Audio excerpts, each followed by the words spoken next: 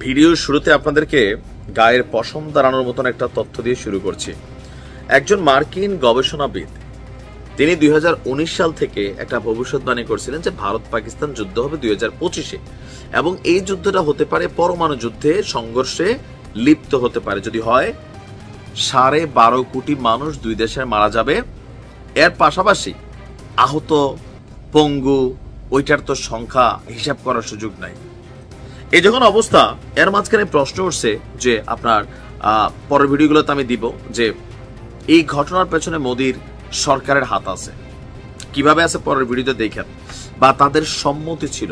আমাদের আলোচনা হচ্ছে ভিন্ন জায়গায়। এখন ভারত ক্রমবর্ধমান ভাবে তাদের সেনা উপস্থিতি বাড়াচ্ছে সীমান্তে, এমনকি গেল কয়েকদিন যাবৎ ভারতের বক্তব্য পাকিস্তান ঘটাচ্ছে, পাকিস্তানের বক্তব্য ভারত ঘটাচ্ছে।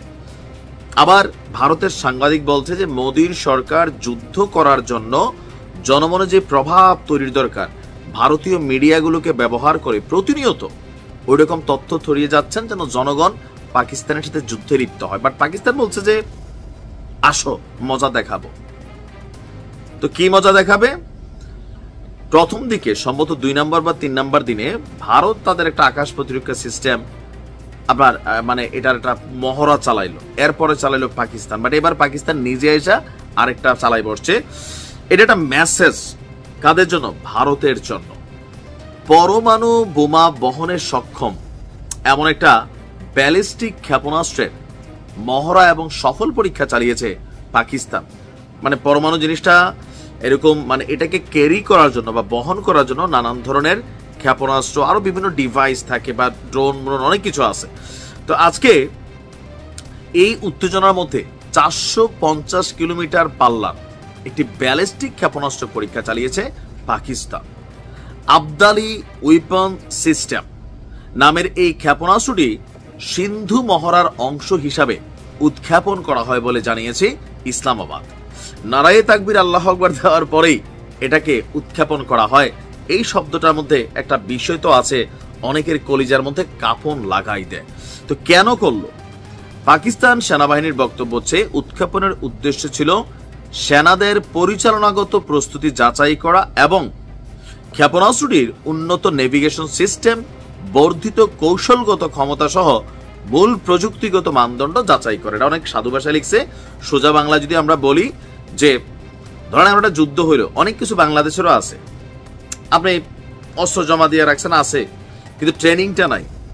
এখন দরকার হচ্ছে কি ট্রেন আপ করা, যার কারণে সেনাবাহিনীর সদস্যদেরকে এই ধরনের ক্ষেপণাস্ত্র উৎক্ষেপণের যে ট্রেনিং এটা দেওয়া হলো নাম্বার 1। নাম্বার 2, এটা যে নেভিগেশন সিস্টেম, যে ঠিক আছে শত্রুর রাডার ফাঁকি দেওয়া সহ আরো এটার কি কি ক্ষমতা টমতা আছে এগুলো একটু ঝালাই করে নেওয়া। মেইন উদ্দেশ্য হচ্ছে ভারতকে একটা মেসেজ ক্রিয়েট করা, এটাই বাস্তব। বিবৃতিতে আরো বলা হয়েছে তারা পাকিস্তানের কৌশলগত বাহিনীর পরিচালনাগত প্রস্তুতি, যারা কৌশলগত বাহিনী বলতে সেনাবাহিনী, বিমান বাহিনী, নৌবাহিনীর পাশাপাশি কৌশলগত বাহিনী হচ্ছে তারা যারা এই ধরনের মেশিনারিজ গুলোকে পরিচালনা করেন। আপনি দেখবেন ইউক্রেন রাশিয়া যুদ্ধের মধ্যে ইউক্রেনকে অত্যাধুনিক প্রযুক্তির কিছু বিমান দিতে চেয়েছিল পৃথিবীর বিভিন্ন দেশ, কিন্তু এগুলাকে ড্রাইভ করার মতন সক্ষম ক্যাপ্টেন তাদের ছিল না, পাইলট ছিল না।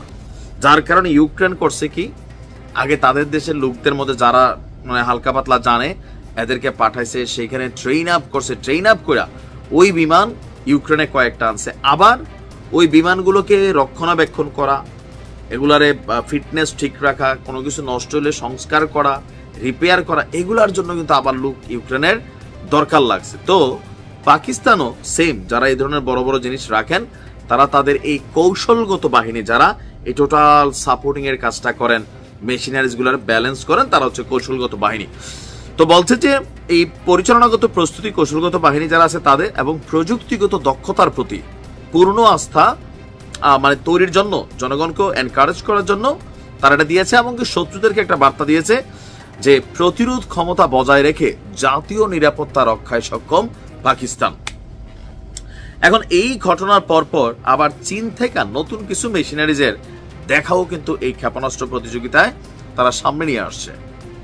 আপনারা জানেন যে পাকিস্তান এবং চীন যৌথভাবে তারা কিন্তু অস্ত্র, সামরিক অনেক কিছু উৎপাদন করে।